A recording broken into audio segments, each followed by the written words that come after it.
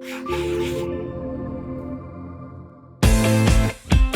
Women's Fund for Scotland is Scotland's only dedicated fund for women and girls. I'm Susan Morrison, and this is our podcast where we talk to inspiring women improving the lives of those women and girls today. In this episode, we meet Sofia from Masaar, a terrifyingly multi-talented young woman, but she's also one half of the Two Daft Lassies. Can you tell us just a little bit about the work that Masaar does? Sure. So Al-Masar is an Arabic name which means path to progression. So in Arabic, there's lots of different words that mean path. This particular word means a progressive path. So it's very, very specific to what we want to do and what we hope to achieve. And that is a progression in our society for where we're at, an improvement for the people who live in our communities. So that's why we chose the name Al-Masaar back in 2014. It was to improve opportunities for particularly women and children who felt isolated or just stigmatized within their own communities and in the wider society. So the things that we did and hope to do is exclusive, what I would call it our football team. We used to call them a lovely bunch of misfits because they didn't really fit in mainstream. But when they were with each other at the weekend for the football, they really got on and really understood each other. And within that group, we had migrant families, some born in Scotland, some born outside. We had people with disabilities, carers, the whole mix. And the girls got it because they didn't have to mask, they didn't have to code switch. They were with their own, like people who understood what life is like at school and feeling not fitting in. Same with the women, we started our first wee steps, which then became the parent club. And that was for women as well to get support where they don't feel that they fit in. And so it was very much cultural based. For example, parenting questions, upskilling, just that peer support. And some of the women, again, born in Scotland, some of them outside of Scotland, some moved up from England. So we have a different group, quite a very wide variety of women there. Some are carers as well. What we noticed recently during COVID was that a lot of the women are caring for older family members, but also have children, disabled children, and they're kind of stuck in the middle being carers. And, they're not able to, work on themselves. And they're really intelligent women. What we found was a lot of women who came from Pakistan, they were actually super intelligent with degrees and, ambitions. But when they came here, it's like they started back at zero, out of place. They don't know what they can do with themselves apart from child caring. That's it, in their families, and then feeling isolated in the home. And what a wasted resource that is. Yes, a lot of the women are really, really intelligent, just that they don't speak English, but that's not a test of intelligence. So, no. Although, it is in Glasgow. Why was it set up? You said it was 2014? Yes. Yeah. So was there something that pushed you into it, or was it just a general feeling of we need to help here? Mainly, I had just come up from England. I worked, I'm a maths teacher by profession. I had worked in London and I'd seen the community spaces there, and I wanted to bring the learning from there back home again. I am from Falkirk, and I had a child and I was maternity leave, and after that I took a career break and I was bored. Like, what? If I don't have work to do, I will make the work myself. And I first started with an Islamic Learning Centre, which was basically a primary-based curriculum that I had started from scratch and brought in volunteers, all the structures and all that, and made all that up. And it was the first of its kind in Falkirk, where we are offering lessons about Islamic studies to children in a very Western primary school type environment. That hit off, and then we got a local imam in from England, and he started doing these. So then my role became redundant. So we thought, right, okay, what do we do next? And I used to go to these mother and toddler groups, and so did my sister. And we found that actually we feel like we don't really have the confidence, even though we're born in Falkirk, I didn't have the confidence to speak to people because I just felt so out of place.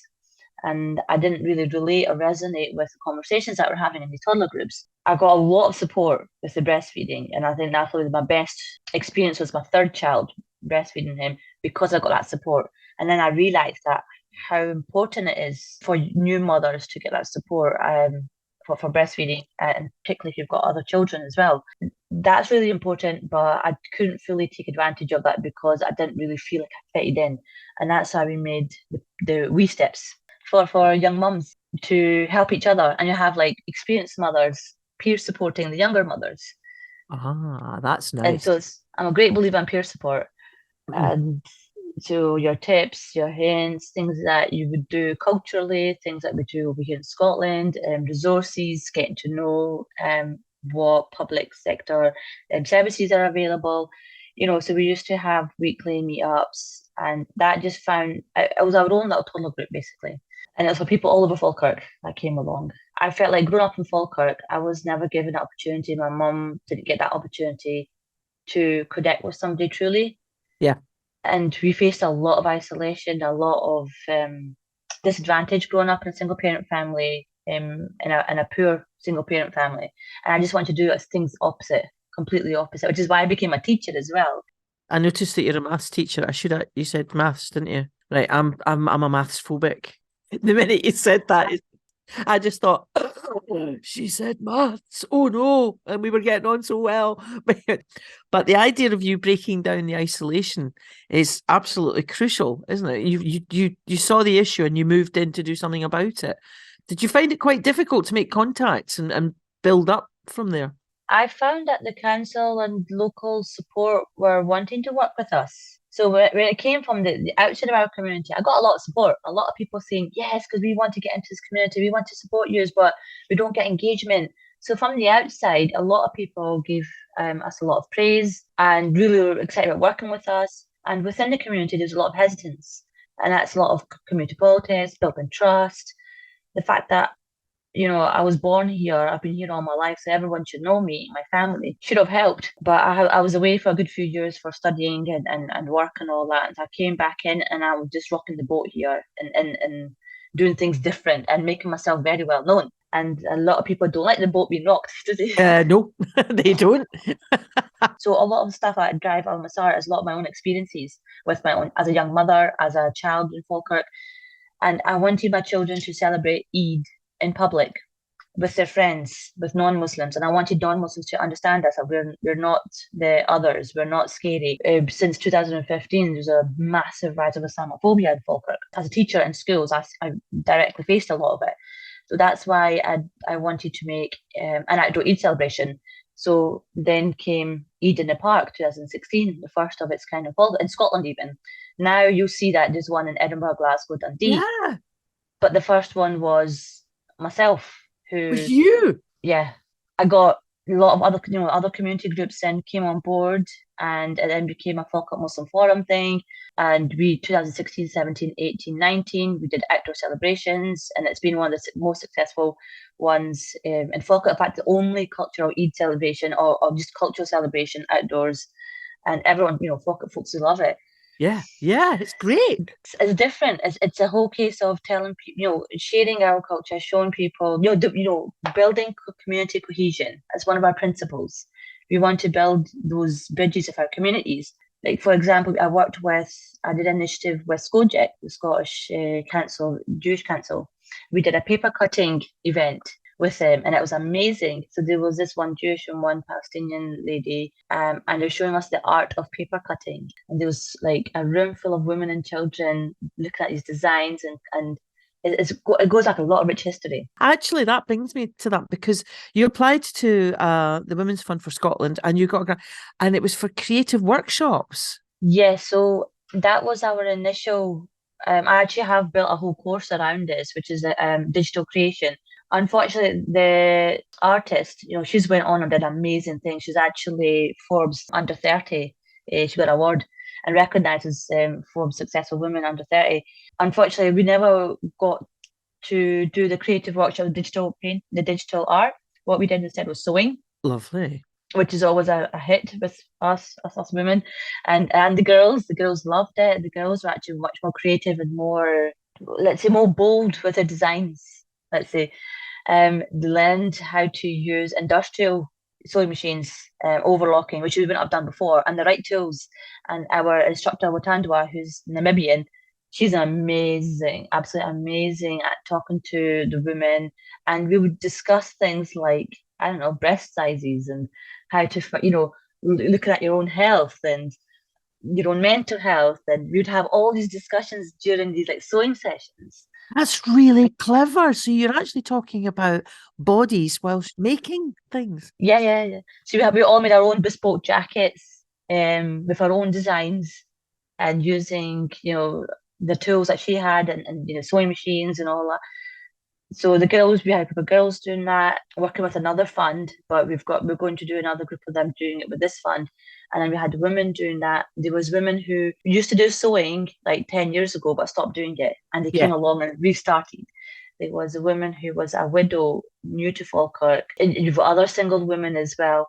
And just having discussion about parenting life as a single person, as a single mother, and what it's like being a single parent. Even Uh-huh. those kind of discussions were being had there over the sewing. Because it's that clever, very clever thing, Sophia, of sitting in a room and doing something, and then that's when the conversations start. Almost like you're not actually facing each other side by side. Women really respond to that. See, if you sit a woman down face to face, go, "How are you feeling?" You'll get the same. "Oh, I'm fine, thanks," and then they'll go away. But see, if you're doing something, say, "How are you getting on with whatever?" That's when the stories start coming out, don't they? Yes, yes, we did hear lots of stories. That's clever and sneaky, Sophia. Well done. Yeah. It helps relax you, and it's like not all pressure is on you to go pour your heart out. And that's so valuable. Speaking of sounding board, actually, not only have you been the recipient of a grant from the Women's Fund for Scotland, I believe you actually helped them as well. You sat in the grant panel. Yes. What exactly does that involve? So we had to look at different applications and see how they fit the criteria well, how interesting, the impact. One of the things that I put forward out of all the whole group was the equity aspect. My suggestion was with those, it's all over Scotland. There's so many amazing projects from north to south. Some that I really resonated with. Some names that I recognise as well. But work with my sister. We tag team a lot, so she's as a colleague amazing. Like I love working with my sister with these ideas, and she was equality racial equality officer over at Semvo, and now she's got a new job starting on Monday at the Falkirk Council for equalities officer. For us, equality is the main thing, the whole anti-racism approach to everything that we do. So when I was looking at these funding applications, I did notice that that element wasn't weaved in. So one thing I'd ask for is, for every application, go back and ask these questions. How are you going to target people who don't speak English or who won't otherwise come out to engage? But you seem to have almost perfected a way of drawing people out. It's communication, speaking in their language, speaking in the one-to-ones.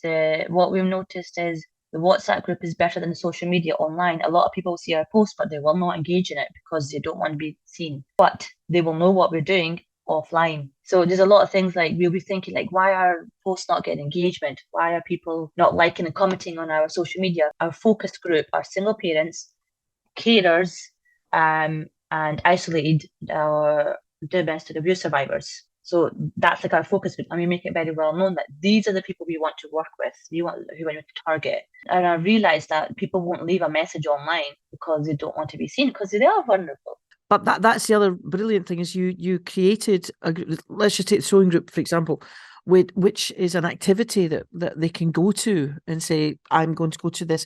But what happens when they get there is that you're breaking down their isolation just by being part of the group, which I think is a brilliant policy. It's absolutely amazing and so rewarding. Yes. I'm also tremendously impressed by the fact that you say you can work with your sister. I know so many siblings who would quite happily sew each other in a pillowcase and drown them. We are each other's best supporters and worst critics. And I think that's what works with us. Mentoring her. She's my younger sister, mentoring and coaching her, things that I know I can't do socially, but I'm behind the scenes person. I struggle with the whole in front of people. That's where I'll shy away, but I'll do everything behind the scenes. Whereas she's good with the people skills. So we would tag team each other, come forward, come back, we do really work on, and it took a long time to get to that point where we are like complementary to each other. So we are very well known in Falkirk to be, in fact, when we first started Al Masaar, We were called by our community uncles and aunties. When one person particularly said that we are the two daft lassies. Oh, I would buy that album. I would buy that. What a nickname! Oh, that is. I was so. Tell me something. I mean, I'm always frightened to ask this when I'm just looking at this list of achievement here. But and now I realise that the other Daft Lassie is part of it as well. So what's the future for the two Daft Lassies? We want to take a step back from Al Masar and let other people who have same passion to bring in their passions and drive what's needed to go forward. You're such an inspirational character, and you need to remember that.